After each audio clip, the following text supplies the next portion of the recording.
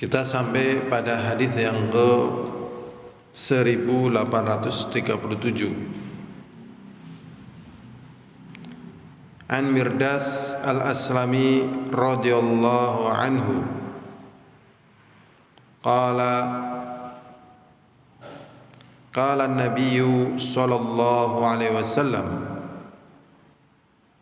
yadhhabu as-salihun al-awwalu fal-awwal wa tabqa khuthalatun ka khuthalati asy-sya'iri aw at-tamri la yubalihimullahu balatan. Rawahul Bukhari.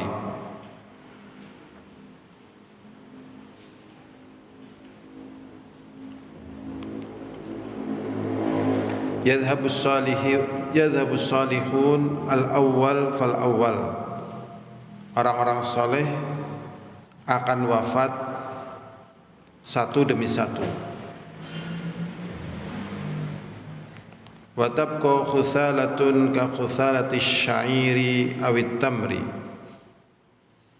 Maka yang tersisa adalah khuthalah asy-sya'ir, itu semacam kulit ari. Maksudnya di sini yang tersisa adalah orang-orang yang jelek. Ka khuthalati asy-sya'ir, seperti kulit gandum ya. Atau di sini seperti ampas gandum atau kurma. La yubalihimullahu balatan. Dan Allah SWT tidak mempedulikan mereka sama sekali. Maksudnya yang tersisa adalah orang-orang jelek, dan Allah enggak peduli dengan mereka karena jelek ya, mereka tidak baik. Zahirnya ini di akhir zaman orang baik menyedikit, tambah sedikit. Memang orang baik ini dihasilkan dengan proses yang lebih sulit. Jadi proses untuk melahirkan orang yang baik, yang soleh, itu lebih sulit. Karena orang baik itu melawan arus hawa nafsu. Dan orang baik itu tidak peduli dengan tipuan dunia,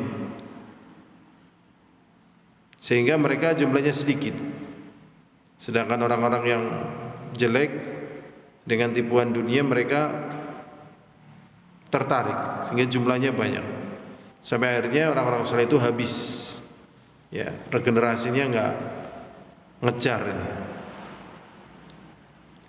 Ini keadaannya sampai seperti ini, dinubuahkan oleh Rasulullah sallallahu alaihi wasallam. Berikutnya di dalam hadis yang ke 1838, An Rifa'ah bin Rafi' Az-Zuraqi radhiyallahu anhu qala Ja'a Jibril ila Nabi sallallahu alaihi wasallam. Datang Jibril kepada Nabi Muhammad sallallahu alaihi wasallam. Qala, kemudian Jibril mengatakan, "Ma ta'udduna ahla badrin fikum?" Qala, "Min afdalil muslimin aw kalimatan nahwaha." Qala, "Wa kadzalika man syahida badran minal malaikah." Jadi dari Rifa'ah bin Rafi' Az-Zuraqi, beliau berkata, datang Jibril kepada Nabi Muhammad SAW. Kemudian Jibril bertanya kepada Rasulullah SAW, "Ma ta'udduna alil badri fikum?" Engkau menggolongkan para sahabat yang ikut perang Badar itu pada golongan yang mana? Kemudian Rasulullah menjawab, qala min afdalil muslimin. Jadi orang-orang yang ikut dalam perang Badar ini adalah orang yang paling utama dari kalangan kaum muslimin. Kemudian malaikat Jibril mengatakan wa kadzalika man syahida badran minal malaikat. Demikian juga orang yang ikut perang Badar dari kalangan malaikat. Jadi dari kalangan malaikat, padahal malaikat sangat taat. Ternyata di antara yang taat, yang baik, ada yang lebih baik lagi, di antaranya adalah yang ikut perang Badar. Sebagaimana yang dikatakan oleh malaikat Jibril kepada Rasulullah SAW. Zahirnya memang orang-orang baik ini masuk dalam kebaikan, sedangkan kebaikan secara umum sulit. Ya, sulit. Coba bayangkan pada perang Badar ini kaum muslimin berapa jumlahnya, orang musyrikin berapa jumlahnya. Ya. Nah, ini enggak imbang ya. Tapi kemudian Allah menangkan kaum muslimin pada perang Badar. Berikutnya dari Ibnu Umar radhiyallahu anhu qala Rasulullah sallallahu alaihi wasallam. Dari Ibnu Umar, semoga Allah meridhoinya, beliau berkata Rasulullah sallallahu alaihi wasallam, "Idza anzalallahu ta'ala biqaumin adzaban," apabila Allah menurunkan kepada satu kaum satu siksa, asabal adzabu man kana fihim, akan menimpa orang-orang yang ada di kalangan mereka. Thumma yub'atsu ala a'malihim, kemudian mereka dibangkitkan sesuai amalannya. Jadi orang baik, orang jelek bisa terkena azab. Cuma nanti kebangkitannya sesuai dengan amalan masing-masing. Muttafaqun alaih. Kemudian hadis berikutnya 1840, man Jabir radhiyallahu anhu qala, dari Jabir radhiyallahu anhu berkata, kana jid'u yaqumu ilaihi Nabi sallallahu alaihi wasallam, yakni fil khutbah, falamma wudi'a al-mimbaru sami'na lil jid'i mithla sautil ishari hatta nazala Nabi sallallahu alaihi wasallam wa wada'a yadahu alaihi fasakana. Di sini ya, kana jid'um yaqumu ilai Nabi, jadi ada sebatang pohon, ya, sebatang pohon yang biasa dipakai oleh Nabi untuk ya berdiri, yaitu tatkala khutbah. Falamma wudi'al mimbar, ya, maka tatkala Rasulullah membuat mimbar, jadi ponggol tanaman tadi sudah enggak dipakai lagi untuk berdiri Rasulullah, ya. Sami'na lil jid'i mithla sautil ishar, maka kami mendengarkan dari bonggol tanaman tersebut seperti suara ya unta bunting. Isyar itu ternyata seperti suara unta bunting. Ya mungkin seperti menangis ya. Seperti unta bunting. Gambaran suaranya seperti itu. Kita sendiri belum tahu bagaimana unta bunting itu kalau bunyi. Hingga Nabi Muhammad SAW turun dari mimbar dan meletakkan tangan beliau padanya, maka ia pun tenang.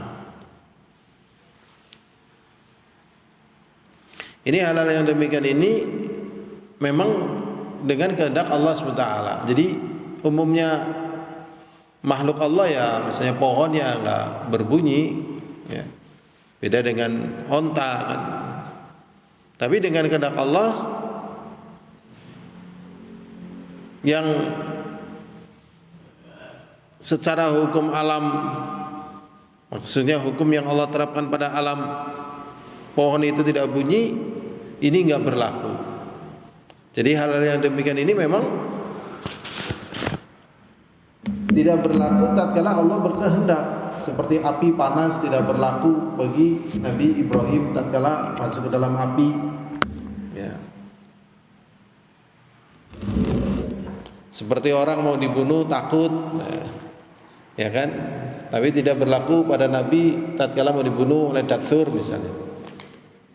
Jadi hal-hal yang demikian ini menunjukkan sebenarnya ketentuan alam itu ya karena Allah tentukan. Kalau Allah tidak tentukan, maka tidak terjadi. Seperti Isa alaihissalatu wassalam terlahir dengan adanya ibu dan adanya bapak. Padahal umumnya kalau lahir ya harus adanya bapak gitu. Binatang juga harus ada ya air maninya. Kalau nggak ada air maninya ya nggak jadi. Contohnya ayam petelur. Ayam petelur itu kalau nggak ada ya pejantannya yang nggak netes, dan memang ada pejantannya. Jadi 10 betina 1 pejantan. Jadi telur, ada ayam potong dan seterusnya itu dari perusahaan ya Saron Pokpen. Jadi begitu. Jadi tetap ada pembuahannya. Ada pembuahannya. Dan kalau sudah lama ya mati wong itu dengan waktu yang telah Allah tentukan. Makanya dusta itu ya. Jadi cari telur, ternyata di dasar bumi itu ada sperma. Nah, sperma ini disuntikan ke telur itu. Maka kemudian menjadi apa? Dinosaurus. Ini nggak benar ini. Ya.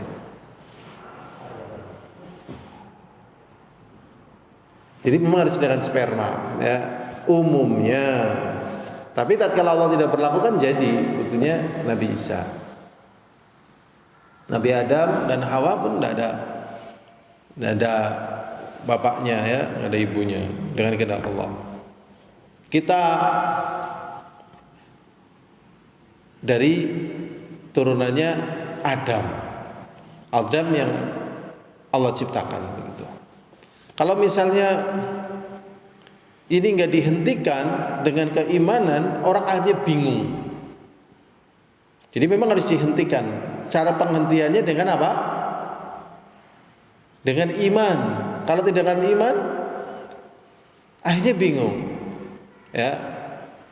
Dan ini merusak manusia, dunianya dan akhiratnya. Contohnya, kamu anaknya siapa? Anaknya bapak sama ibu. Ibumu, bapakmu anaknya siapa? Ya anaknya ibu dan bapak. Ibu saya. Terus gitu mentok. Akhirnya terus yang terakhir itu siapa bapaknya? Ya nggak tahu. Lah sebenarnya dari mana? Nggak tahu. Berarti kamu anaknya siapa? Ya nggak tahu. Aduh. Ini kayak gini nih. Akhirnya merusak fitrah. Jalan satu-satunya memang beriman. Udah beriman. Wa khalaqa minha zawjaha wa batha minhuma rijalan katsira wa nisaa. Dan Allah SWT ciptakan dari Adam pasangannya. Wa batha minhuma rijalan katsira wa nisaa, dan kemudian Allah munculkan dari Adam dan Hawa itu rijalan katsira wa nisaa, laki-laki yang banyak dan para wanita. Dari dua orang ini ya Allah berikan. Jadi memang semuanya sumbernya dari Allah. Nah, tapi tatkala tidak punya iman, mencari jalan untuk menenteramkan hati, ya, untuk menenteramkan hati. Yang mungkin kadang kita bahas tapi jarang, seperti hujan. Hujan itu dari Allah. Jadi pada satu ketika Rasulullah SAW sholat subuh bersama sahabat. Ya, dijelaskan oleh rawi ala ithrim minas sama. Tanahnya ini ada bekas air hujannya, agak becek-becek kayak gitu karena malam hujan. Kemudian Rasulullah SAW menyampaikan di Qudsi, ya, Allah SWT bersabda, asbaha min ibadi mu'minun bikawakib kafirum bi wa mu'minun bi wa kafirum bikawakib. Wa man kana man qala mutirna binawin kadza wa kadza fa huwa ya kafirun bi mu'minun bi kawakib. Wa man kana yaqulu atau wa man qala mutirna bi fadlillahi wa rahmati mu'minun bi wa kafirun bi kawakib. Jadi di sini Rasulullah menyampaikan satu hadits qudsi dari ucapan Allah SWT, pada pagi hari ini ada di kalangan hambaku yang beriman kepada bintang dan kufur kepadaku. Allah mengatakan demikian, dia berimannya pada bintang tapi ingkar kepada Allah. Dan ada juga yang beriman kepadaku dan kufur kepada bintang. Adapun orang yang mengatakan mutir nabi nau'in kadza wa kadza, ya, dia mengatakan turun hujan karena bintang ini dan bintang itu, posisi ini dan itu dan seterusnya, ya, maka dia beriman kepada bintang dan kufur pada aku. Tapi barang siapa yang mengatakan hujan ini semata-mata yang diturunkan Allah, nah, maka dia kufur kepada bintang dan beriman kepada Allah. Nah, sedangkan orang mengatakan ini hujan gimana? Ini kan siklus. Nah, siklus ya kan? Nah, siklus ya, laut. Terus kenapa? Panas. Setelah panas kena naik terus tertimpa angin, tertabrak gunung, akhirnya naik ke atas karena asam, ya, kemudian tambah berat menjadi mendung. Setelah mendung maka kemudian menjadi hujan. Ini kalau begitu, kalau kita lihat pada hadis kunci ini, dia bisa kufur, tapi kufur amalannya kufur, ya. Jadi dalam masalah seperti ini kita tidak lagi menghukumi person, tapi menghukumi perbuatan ini adalah perbuatan kufur. Ya, perbuatan apa? Kufur. Enggak beda dengan apa yang dikatakan oleh Allah, dia beriman kepada bintang dan kufur pada aku. Tatkala dia mengatakan, nah ini kan tadi malam kan enggak ada bintang, ya, kan kosong, kan hujan pas. Nah, pas kemarin sepekan kita masih lihat bintang ini, bintang itu, rasi bintang ini, rasi bintang itu. Sekarang seminggu pas nih 7 hari hujan pas bintang itu. Nah, atau mengatakan ya ini hujan dari mana? Ya siklus. Ya. Harusnya mengatakan hujan dari mana? Fadlullah. Ini dari Allah Subhanahu wa taala. Jadi Allah yang ngatur. Gitu, dengan ketentuan Allah. Nah, ini sudah, kita lanjutkan lagi. Hadis yang ke di sini masih ada beberapa riwayat, ya. Dalam sebuah riwayat, falamma kana yaumul jum'ah faqa'ada Nabi sallallahu alaihi wasallam. Dan tatkala pada hari Jumat Nabi Muhammad sallallahu alaihi wasallam duduk di atas mimbar. Fasahat nahlat allati kanat yakhutubu indaha hatta kadat an tanshaqa. Dari tatkala hari Jumat, ya, Nabi Muhammad SAW duduk di atas mimbar, ya. Kemudian batang kurma yang Nabi dulu biasa berkhutbah di dekatnya itu berteriak hingga ia hampir terbelah. Masya Allah. Batang kurma bisa apa? Teriak. Nah, dengan kehendak Allah hampir terbelah. Ya. Keajaiban dengan kehendak Allah. Dalam sebuah riwayat, fasahat siyahas sabi, maka dia berteriak dengan teriakan bayi, pohon kurma tadi. Fanazala Nabi sallallahu alaihi wasallam, kemudian Nabi Muhammad sallallahu alaihi wasallam turun dari mimbar hatta akhadhaha, sampai akhirnya diambil, ya, pelepah atau batang kurma tadi, fadhamaha ilai, kemudian digabungkan. Jadi tadinya Rasulullah khutbahnya di batang kayu kurma, kemudian membuat mimbar. Tatkala khutbah Jumat ternyata Rasulullah tidak berdiri di pelepah kayu kurma tadi, akhirnya dia nangis. Nangisnya itu seperti anak kecil, seperti bayi. Akhirnya Rasulullah turun dari mimbar, kayunya digeser, jejerkan, baru diem. Masya Allah. Ini namanya apa? Ya, mukjizat, ya. Masuk mukjizat ini, nubuah ini. Ini kalau terjadi di zaman kita ini, kayunya langsung dikeramatkan, nah, dikeramatkan.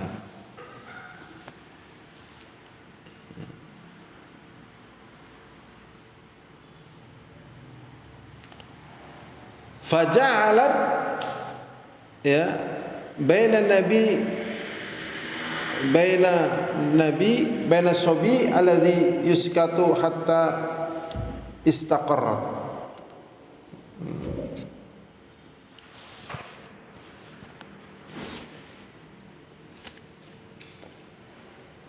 Jadi tatkala batang pohon itu berteriak seperti teriakan anak kecil, maka Nabi Muhammad SAW turun, lalu beliau ya tadi ya dhammaha menggabungkannya. Kemudian beliau merintih seperti rintihan anak kecil. Kemudian batang itu merintih seperti rintihan anak kecil yang sedang diredakan tangisnya, hingga akhirnya pun diam. Jadi batang kurma itu nangis seperti anak kecil, terus diredakan seperti anak kecil. Kemudian apa? Diam. Jangan nangis, jangan nangis. Kemudian apa? Diam.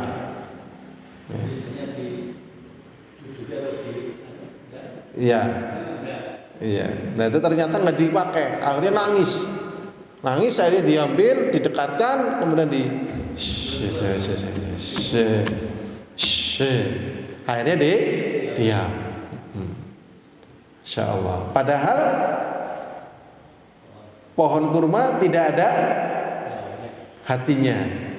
Yang merasakan hati, sedih, senang, ya, kecewa, gitu, benci, rindu, itu kan apa? Amalan hati. Hatinya mana? Nggak ada. Tapi dia merasakan kesedihan.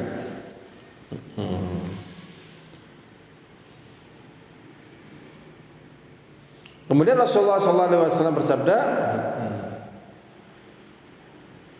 bakat alama kanat tasma'u minadzikr. Jadi kayu itu menangis karena dulu ia biasa mendengar nasihat ya dari dekat.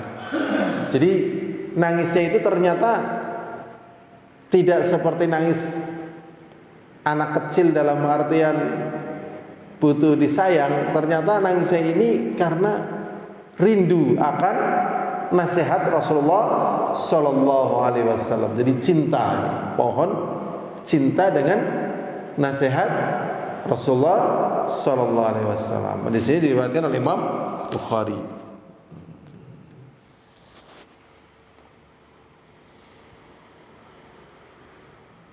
Kemudian hadis yang ke-1841 dari Abu Tha'labah Al-Khushani Jurhum bin Nasr. Ya. Dari Rasulullah sallallahu alaihi wasallam bersabda, "Innallaha ta'ala farada fara'idha fala tudayyi'uha." Sesungguhnya Allah SWT memfardukan dari perkara-perkara yang fardu, jangan disia-siakan. Wa hadda hududan, dan Rasulullah menentukan satu batasan hukum. Fala ta'taduha, dan jangan dilanggar. Wa harrama asya'a fala tantakuha fala tantahikuha, dan janganlah dilanggar. Wasakataan asya, dan Rasulullah diam pada satu perkara, rahmatan lakum, sebagai rahmat bagi kalian, waranisyanin, dan bukan karena lupa. Fala tabhathu anha, tidak perlu dicari-cari. Jadi yang Rasulullah SAW nggak bicara, jangan dicari-cari, karena kalau dicari-cari nanti memberatkan. Udah tidak apa-apa. Jadi yang sudah halal ya udah itu, yang sudah haram ya udah itu, yang dibiarin udah jangan dicari-cari, begitu. Karena nanti akan memberat-beratkan. Ini dari petunjuk-petunjuk Rasulullah SAW. Kayaknya itu aja dulu ya, sedikit, nggak apa-apa.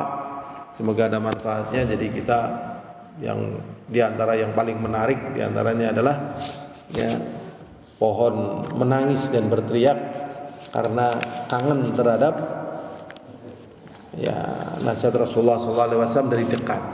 Karena dari dekat lebih nikmat. Wallahu a'lam bishawab. Alhamdulillahirabbil alamin. Assalamualaikum warahmatullahi wabarakatuh.